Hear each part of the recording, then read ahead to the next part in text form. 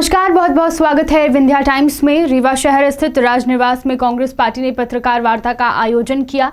पत्रकारों से बात करते हुए जिला कांग्रेस संगठन प्रभारी प्रताप भानु शर्मा ने कहा कि भारत जोड़ो यात्रा की जो गूंज कन्याकुमारी से निकली है वह रीवा के गांव-गांव पहुंच रही है। जिले में कांग्रेस कार्यकर्ताओं में काफी उत्साह का माहौल है।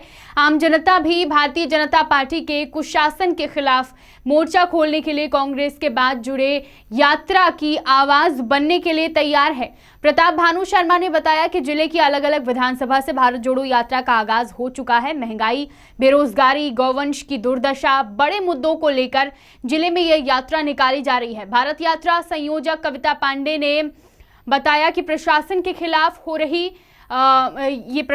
खिलाफ ये यात्रा हो रही है। भ्रष्टाचार और विकास बीजेपी को 2023 में जनता जवाब देगी। पत्रकार वार्ता में जिला कांग्रेस संगठन प्रभारी प्रताप भानु शर्मा, रीवा नगर निगम के महापौर अजय मिश्रा बाबा, ग्रामीण अध्यक्ष त्रियोगी नारायण शुक्ल भगत, भारत जोड़ो यात्रा के संयोजक कविता पांडे, शहर अध्यक्ष गुरमीत सिंह और सांच को आंच नहीं, ये इस भूमिका में रीवा जिले की पत्रकारिता ने नगर में माहौल बनाने में, कांग्रेस को विजयी बनाने में और अजय मिश्रा बाबा को अपना सहयोग और आशीर्वाद देने में कांग्रेस पार्टी को पूरा सहयोग दिया।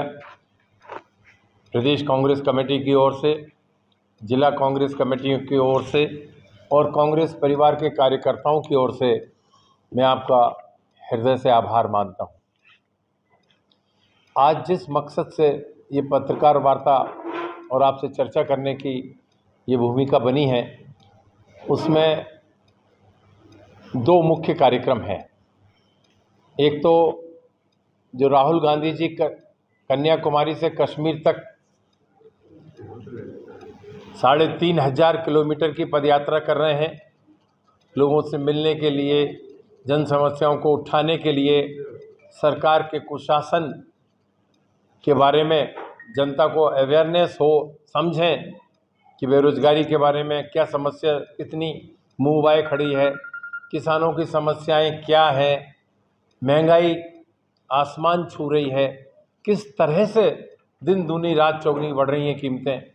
पहले कहते थे पेट्रोलियम अंतर्राष्ट्रीय बाजार में दाम बढ़ रहे हैं, तो हमारे यहाँ भी उसका असर हो रहा है।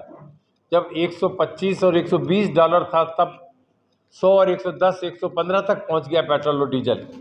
आज तो 80-85 डॉलर प्रति बैरल हो गया। ये भाजपा की केंद्र सरकार कम करने के लिए सोच ही नहीं रही, विचार ही नहीं कर रही, कमी नहीं कर रही, उसका असर ही नहीं दिख रहा है।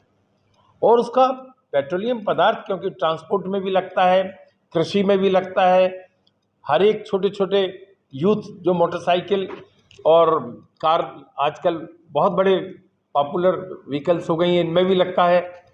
कितना जेब पे खर्चा दुगना हो गया। घर एक मध्यम परिवार को चलाने का खर्चा दुगना हो गया। जो 400 रुपए का सिलेंडर था, पिछली मीटिंग में मैंने आपसे 800-900 बताया था, आज 1150 हो गया। 6 महीने 5 महीने पहले की बात है। तो ये दिन दूनी रात चौगनी कीमतें जो बढ़ रही हैं, जनता परेशान है। इसके मुद्दे संसद में बहस कर नहीं रहे वो, और सब कहते हैं महंगाई बढ़ी नहीं। इनके कहने की भी हद होती है सरकार के बेशर्मी की। संसद में स्वीकार नहीं करते। जब कोरोना में 40 लाख लोग देश में मर जाते हैं, संसद में कहते हैं हम पे आंकड़ा नहीं है, हम पे जानकारी नहीं है। तो कांग्रेस के पास क्या विकल्प था?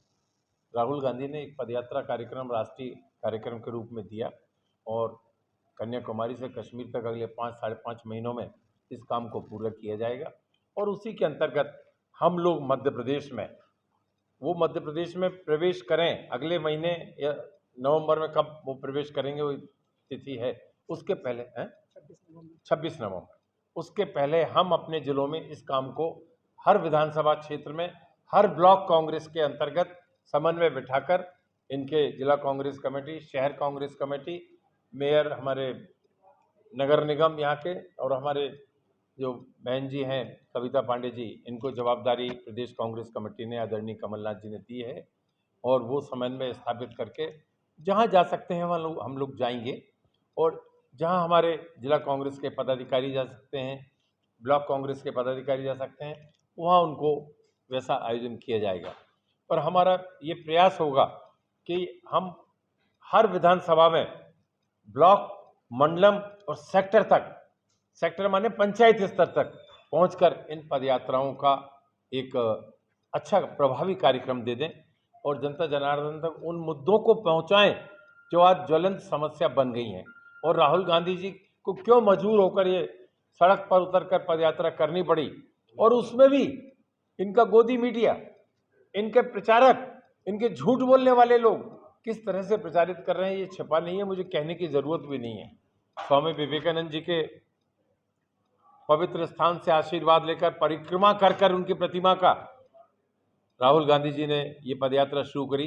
इसके बाद भी हमने ये देखा कि अंधभक्तों ने ये कहा कि वहाँ कन्याकुमारी में विवेकानंद स्वामी जी का आशीर्वाद नहीं लिया। झूठ की इंतहा जो होती है वो प्रचारित किया गया प्रेस कॉन्फ्रेंस लेकर, फिर वीडियो कांग्रेस पार्टी ने भी उसकी काट में दिया। तो ये नेगेटिविटी जब तक इनके दिमाग से नहीं निकलेगी, कांग्रेस की बुराई करना, कुर्सी के लिए कांग्रेस की सरकारों को गिराना, विपक्ष की सरकारों को गिराना, ये भाजपा का एक ऐसा हथियार बन गया है कि जो एक संविधान के लिए, भारत के लोकतंत्र के लिए वास्तव में एक चिंता का विषय हो गया है। इसलिए ये सब मुद्दे इस यात्रा के दौरान आएंगे और भाजपा का नेतृत्व इसलिए ज़्यादा चिंतित है।